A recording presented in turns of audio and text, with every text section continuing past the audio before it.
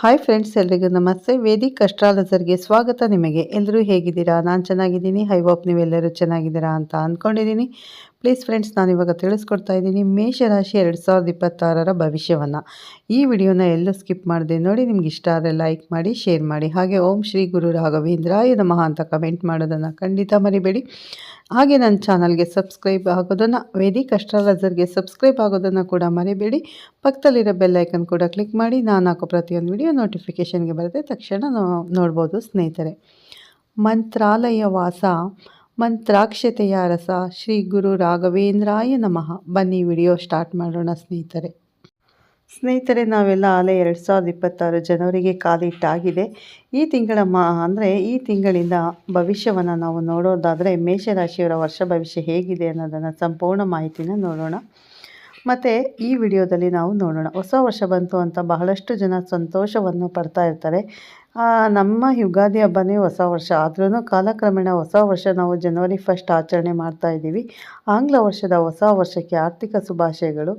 ಸರಿ, ಮೇಷರಾಶಿಯವರಿಗೆ ಹೇಗಿದೆ ಈ ಜನವರಿ 1ರಿಂದ ಜನವರಿ 31ರವರೆಗೆ, ಹಾಗೆ ಡಿಸೆಂಬರ್ವರೆಗೂ ಹೇಗಿದೆ ಅನ್ನುವಂಥದ್ದನ್ನು ಸಂಕ್ಷಿಪ್ತವಾಗಿ ತಿಳಿಯೋಣ. ಈ ತಿಂಗಳು ದೊಡ್ಡ ದೊಡ್ಡ ಬದಲಾವಣೆಗಳು ಅನ್ನುವಂಥದ್ದು ಆಗ್ತಾ ಇದೆ ಸ್ನೇಹಿತರೆ. ಮತ್ತು ಇಲ್ಲಿ 12ನೇ ತಾರೀಕು, ಜನವರಿ 12ನೇ ತಾರೀಕು ಶುಕ್ರ ತನ್ನ ಸಮಬಲ ಮನೆಯಿಂದ ಮಿತ್ರನ ಮನೆಗೆ ಹೋಗ್ತಾ ಇದ್ದಾರೆ, ಅಂದರೆ ಶನಿಯ ಮನೆಗೆ ಹೋಗ್ತಾ ಇದ್ದಾರೆ. ಮೇಷರಾಶಿಯವರಿಗೆ ಶುಕ್ರ ದಶಮ ಸ್ಥಾನಕ್ಕೆ 10ನೇ ಮನೆಗೆ ಬರ್ತಾ ಇದ್ದಾರೆ.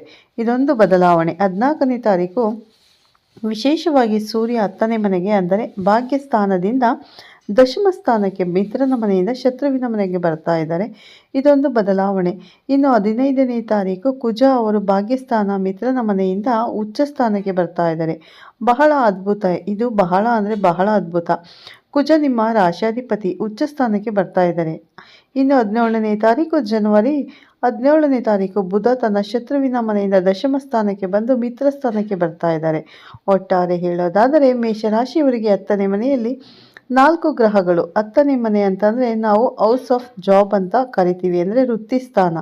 ಯಾವಾಗ ವೃತ್ತಿ ಸ್ಥಾನಕ್ಕೆ ಬಲ ಬರುತ್ತೋ ನಿಮ್ಮ ವೃತ್ತಿಯಲ್ಲಿ ಕೂಡ ಬಲ ಬರುವಂಥದ್ದನ್ನು ನಾವು ಕಾಣಬಹುದು. ನೋಡಿ, ಗ್ರಹಗಳ ಸಂಚಾರ ಇದೆಯಲ್ಲ, ಅದು ನಮ್ಮ ಜೀವನದಲ್ಲಿ ಎಳೆಯಾಗಿ ಫಲಗಳನ್ನು ಕೊಡ್ತಾ ಬರುತ್ತೆ. ಆ ಫಲ ಯಾವ ಥರ ಇರುತ್ತೆ, ಹೇಗಿರುತ್ತೆ, ಜೊತೆಗೆ ಒಂದು ತಿಂಗಳಲ್ಲಿ ನಿಮಗೆ ವಿಶೇಷವಾದ ದಿನಗಳು 14ನೇ ತಾರೀಕಿನ ಮಕರ ಸಂಕ್ರಾಂತಿ ಇವತ್ತು ಮಕರ ಸಂಕ್ರಾಂತಿ ಹಬ್ಬ ಆಚರಣೆ. ಅವತ್ತೇ ಭೋಗಿ ಹಬ್ಬವನ್ನು ಕೂಡ ನಾವು ಆಚರಣೆ ಮಾಡ್ತೀವಿ. ಧನುರ್ಮಾಸ ಪೂಜಾ ಸಮಾಪ್ತಿ ಆಗುತ್ತೆ 14ಕ್ಕೆ. 15ನೇ ತಾರೀಕು ಉತ್ತರಾಯಣ ಪುಣ್ಯಕಾಲ, ಅಂದರೆ ಉತ್ತರಾಯಣ ದಕ್ಷಿಣಾಯಣ ಅಂತ 2 ಆಯಣ ಇರುತ್ತೆ. ಅದಕ್ಕೆ ನಮಗೆ ಉತ್ತರಾಯಣ ಪುಣ್ಯಕಾಲ ಪ್ರಾರಂಭ ಆಗುವಂಥದ್ದು. 15ನೇ ತಾರೀಕು 24ನೇ ತಾರೀಕು ಸುಬ್ರಹ್ಮಣ್ಯ ಸ್ವಾಮಿಗೆ ವಿಶೇಷವಾದ ದಿನ, ಕುಮಾರ ಷಷ್ಠಿ ಆಚರಣೆ ಮಾಡುವಂಥದ್ದು. ಇನ್ನು 25ನೇ ತಾರೀಕು ರಥಸಪ್ತಮಿ ನಿಮಗೆ ಗೊತ್ತೇ ಇದೆ. ಅವರದ್ದು ಒಂದು ಸ್ಪೆಷಲ್ ವಿಡಿಯೋ ಮಾಡೋಣ, ತಿಳ್ಕೊಳ್ಳೋಣ ಈ ಮಾಸದ ವಿಶೇಷತೆಗಳು. ಹಾಗಾದರೆ ಮೇಷರಾಶಿಯವರಿಗೆ ರಾಶಾಧಿಪತಿಯಾದಂಥ ಕುಜ 15ನೇ ತಾರೀಕಿನವರೆಗೂ ಭಾಗ್ಯಸ್ಥಾನದಲ್ಲಿ ಇರ್ತಾರೆ. ನಿಮ್ಮ ರಾಶಾಧಿಪತಿ ಹಾಗೂ ನಿಮ್ಮ ಅದೃಷ್ಟ ಸ್ಥಾನಾಧಿಪತಿ ಆಗಿರ್ತಕ್ಕಂಥ ಕುಜ ಭಾಗ್ಯಸ್ಥಾನದಲ್ಲಿ 15ನೇ ತಾರೀಕಿನವರೆಗೂ ಇದ್ದರೆ ನಿಮಗೆ ಭಾಗ್ಯಗಳೇ ಉತ್ಪತ್ತಿ ಆಗುತ್ತೆ ಹೊರತು ವ್ಯಯ ಉತ್ಪತ್ತಿ ಆಗಲ್ಲ. ಗುರುಬಲ ಇಲ್ಲ, ಆದರೆ ಗುರು ನಿಮಗೆ ತುಂಬ ಅನುಕೂಲಗಳನ್ನು ಮಾಡಿಕೊಡ್ತಾರೆ. ನಿಮ್ಮ ಭಾಗ್ಯ ಸ್ಥಾನಾಧಿಪತಿ ಹಾಗೂ ನಿಮಗೆ ವ್ಯಯ ಸ್ಥಾನಾಧಿಪತಿ ಯಾವಾಗ ನಿಮಗೆ ಭಾಗ್ಯಾಧಿಪತಿ ತೃತೀಯದಲ್ಲಿ ಇರ್ತಾರೋ ಅಂಥವರಿಗೆ ಧೈರ್ಯ, ಸ್ಥೈರ್ಯ, ಸಾಹಸಗಳು ಹೆಚ್ಚಾಗಿ ಕಾಣುತ್ತೆ. ಜೊತೆಗೆ ಕುಜ ಬಂದು 15ನೇ ತಾರೀಕಿನವರೆಗೂ ನಿಮಗೆ ಸ್ವಲ್ಪ ಪವರನ್ನು ಕೊಡ್ತಾರೆ. ಸ್ವಲ್ಪ ಪವರ್, ಒಂದು 50 kgಯನ್ನು ಎತ್ತುವಷ್ಟು ಶಕ್ತಿಯನ್ನು ನಿಮಗೆ ಕೊಡ್ತಾರೆ ಕುಜ. ಅದೇ ನಿಮಗೆ 15ನೇ ತಾರೀಕು ನಂತರ ಕುಜ 10ನೇ ಮನೆಗೆ ಬಂದು ಉಚ್ಚ ಸ್ಥಾನಕ್ಕೆ ಬರುವುದರಿಂದ ಒಟ್ಟು 45 ದಿನಗಳು ನಿಮಗೆ 100 kg ಎತ್ತುವಷ್ಟು ಶಕ್ತಿಯನ್ನು ಕೊಡ್ತಾರೆ. ಅದರ ಅರ್ಥ ನಿಮಗೆ ಅದೃಷ್ಟ ಅನ್ನುವಂಥದ್ದು ಕಾಣ್ತಾ ಇದೆ. ಸ್ವಲ್ಪ ನಿಮ್ಮ ಪ್ರಯತ್ನ ಮಾತ್ರ ಬಹಳ ಮುಖ್ಯ, ತುಂಬಾ ಇಂಪಾರ್ಟೆಂಟ್ ಆಗಿ. ಕುಜನಿಗೆ ಯಾವ ದೋಷವೂ ಇಲ್ಲ. ಕುಜನಿಂದ ಮೇಷರಾಶಿಯವರಿಗೆ ಯಾವುದೇ ಸಮಸ್ಯೆಗಳು ಇಲ್ಲ. ಹಾಗಾಗಿ ಮೇಷರಾಶಿಯವರಿಗೆ ಕುಜನಿಂದ ಅದೃಷ್ಟ ಅಂತ ಹೇಳಬಹುದು. ಇನ್ನು 2ನೇದಾಗಿ ನಿಮ್ಮ ರಾಶಿಯಿಂದ 2 ಮತ್ತು 7ನೇ ಮನೆ ಅಧಿಪತಿಯಾಗಿರತಕ್ಕಂಥ ಶುಕ್ರನು ಒಂದು ಸ್ಥಾನ 12ನೇ ತಾರೀಕಿನವರೆಗೂ ಸಮಬಲ 50% ಇರುತ್ತೆ.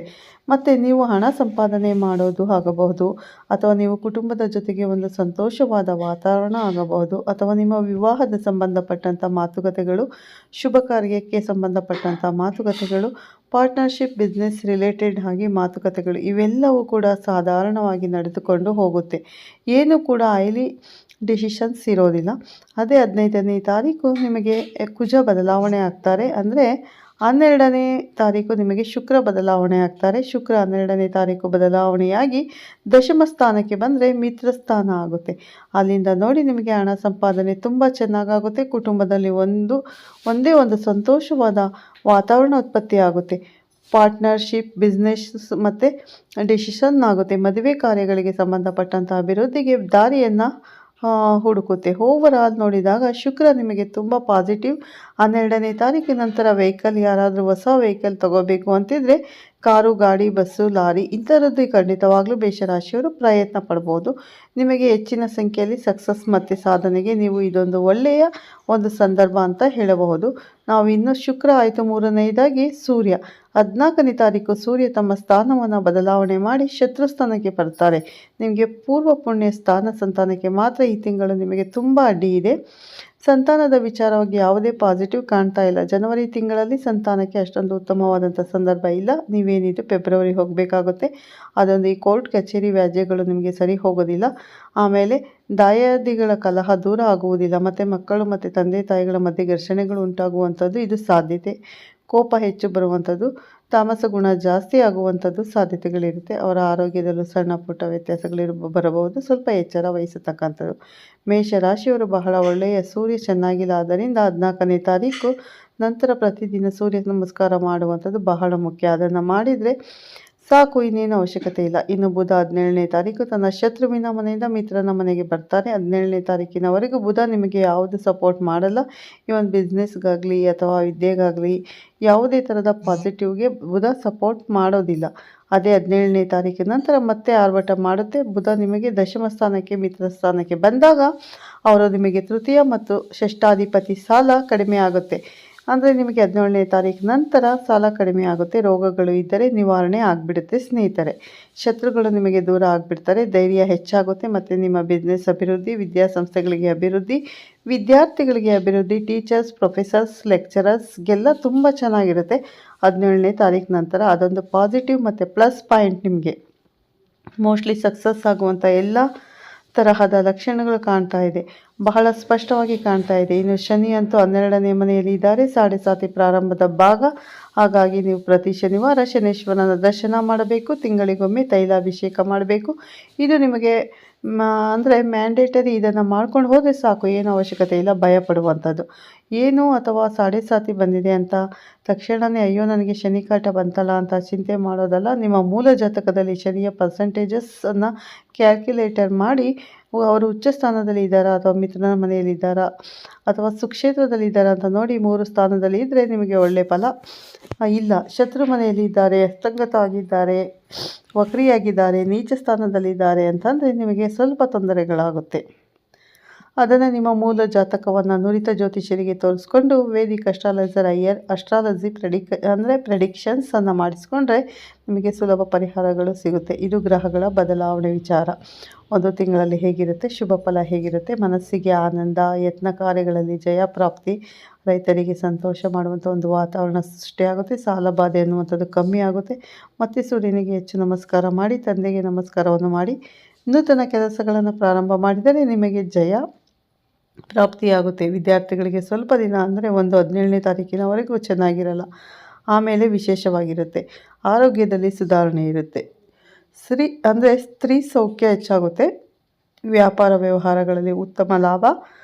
ಆದರೆ ಪಾರ್ಟ್ನರ್ಶಿಪ್, ಬಿಸ್ನೆಸ್ ಮಾಡಬೇಕಾದ್ರೆ ಡಿಸಿಷನ್ ಜ್ಯೋತಿಷ್ಯದ ಹತ್ರ ಹೋಗಿ ತೋರಿಸಿ ತಗೊಳ್ಳಿ. ಅದು ತುಂಬ ಇಂಪಾರ್ಟೆಂಟ್. ಜೀರ್ಣಕ್ರಿಯೆಯಲ್ಲಿ ಸ್ವಲ್ಪ ತೊಂದರೆಗಳಾಗಬಹುದು. ಮತ್ತು ಆಹಾರ ತಿನ್ನೋದರಲ್ಲಿ ಸ್ವಲ್ಪ ಜಾಗ್ರತೆ ವಹಿಸತಕ್ಕಂಥದ್ದು ಬಹಳ ಒಳ್ಳೆಯದು. ಧ್ಯಾನ, ಜಪ ಮಾಡೋದು ಬಹಳ ಒಳ್ಳೆಯದು. ಅದರಿಂದ ಭಯ ನಿವಾರಣೆ ಆಗುತ್ತೆ. ಕೋರ್ಟ್ ಕಚೇರಿಗಳಲ್ಲಿ ಸ್ವಲ್ಪ ತೊಂದರೆಗಳು ಬರಬಹುದು. ವೃತ್ತಿಪರ ಜೀವನದಲ್ಲಿ ಏನೋ ಒಂದು ಬದಲಾವಣೆ ಪಾಸಿಟಿವ್ ಆಗಿ ನೀವು ನಿರೀಕ್ಷೆ ಮಾಡ್ಬೋದು. ಇದು ಕೂಡ ನಿಮಗೆ ಜನರಲೈಸ್ ಆಗಿರ್ತಕ್ಕಂಥ ವಿಚಾರ. ಇನ್ನು ವೀಕ್ಷಕರೇ, ಈ ಜೂನ್ 2ನೇ ತಾರೀಕು 2026ಕ್ಕೆ ಒಂದು ಗುರುಶಾಂತಿ ಮಹಾಯಾಗ ಮಾಡಿಸಿದ್ರೆ ತುಂಬಾ ಮನೆಯಲ್ಲಿ ಗುರುಶಾಂತಿನ ಮಾಡಿಸ್ಕೊಳ್ಳಿ ಮೇಷರಾಶಿಯವರು. 3ನೇಯಲ್ಲಿ ಮನೆಗೆ ಇದ್ದಂಥ ಗುರು 4ನೇ ಮನೆಗೆ ಬಂದು ಸುಖ ಸ್ಥಾನಕ್ಕೆ ಬರ್ತಾರೆ. ಇದರ ಸಲುವಾಗಿ ಜೂನ್ 2ನೇ ತಾರೀಕು ಈ ಗುರು ಶಾಂತಿ ಮಾಡಿಸಿದ್ರೆ ಮನೆಯಲ್ಲಿ ತುಂಬಾ ಒಳ್ಳೆಯದಾಗುತ್ತೆ ಸ್ನೇಹಿತರೆ. ನೋಡಿದ್ರಲ್ಲ ಸ್ನೇಹಿತರೆ, ಮೇಷರಾಶಿಯವರಿಗೆ ಜನವರಿಯಲ್ಲಿ ಯಾವೆಲ್ಲ ಶುಭ ಫಲಗಳಿವೆ ಅಂತ ಸಂಪೂರ್ಣ ಮಾಹಿತಿಯನ್ನು ಶೇರ್ ಮಾಡಿದ್ದೀನಿ. ಈ ವಿಡಿಯೋ ಇಷ್ಟ ಆದರೆ ಲೈಕ್ ಮಾಡಿ, ಶೇರ್ ಮಾಡಿ. ಪ್ಲೀಸ್ ಹಾಗೆ ನನ್ನ ಚಾನಲ್ಗೆ ಅಂದರೆ ವೇದಿಕ್ ಅಸ್ಟ್ರಾಲಜರ್ಗೆ ಸಬ್ಸ್ಕ್ರೈಬ್ ಆಗೋದನ್ನು ಖಂಡಿತ ಮರಿಬೇಡಿ. ಹಾಗೆ ಪಕ್ಕದಲ್ಲಿರೋ ಬೆಲ್ಲೈಕನ್ ಕೂಡ ಕ್ಲಿಕ್ ಮಾಡಿ. ನಾನು ಹಾಕೋ ಪ್ರತಿಯೊಂದು ವಿಡಿಯೋ ನೋಟಿಫಿಕೇಷನ್ಸಲ್ಲಿ ಬರುತ್ತೆ, ತಕ್ಷಣ ನೋಡ್ಬೋದು ಸ್ನೇಹಿತರೆ. ಪ್ರತಿದಿನ ರಾಶಿ ಭವಿಷ್ಯವನ್ನು ನಿಮ್ಮ ಜೊತೆ ಶೇರ್ ಮಾಡ್ತಾ ಇರ್ತೀನಿ. ನಿಮಗೆಲ್ಲರಿಗೂ ಇಷ್ಟ ಆಗಿದೆ ಅಂದ್ಕೋತೀನಿ. ಇಷ್ಟ ಆದರೆ ಓಂ ಶ್ರೀ ಗುರು ರಾಘವೇಂದ್ರಾಯ ನಮಃ ಅಂತ ಕಮೆಂಟ್ ಮಾಡಿ. ಮತ್ತೆ ಸಿಗ್ತೀನಿ ಅಂತ ಈ ವಿಡಿಯೋನ ಇಲ್ಲೇ ಎಂಡ್ ಮಾಡ್ತೀನಿ ಸ್ನೇಹಿತರೆ. ಮತ್ತೆ ಸಿಗ್ತೀನಿ ನಿಮಗೆ ಉತ್ತಮ ರಾಶಿ ಭವಿಷ್ಯದೊಂದಿಗೆ ಅಂತ ಹೇಳ್ತಾ, ಅಲ್ಲಿವರೆಗೂ ತಮ್ಮೆಲ್ಲರಿಗೂ ಧನ್ಯವಾದಗಳನ್ನು ತಿಳಿಸ್ತಾ ಇದ್ದೀನಿ. ಮತ್ತು take care, bye all friends. ಎಲ್ಲರಿಗೂ ಒಳ್ಳೆಯದಾಗಲಿ ಆ ದೇವರಲ್ಲಿ ನಾನು ಕೂಡ ಪ್ರಾರ್ಥನೆ ಮಾಡ್ತೀನಿ.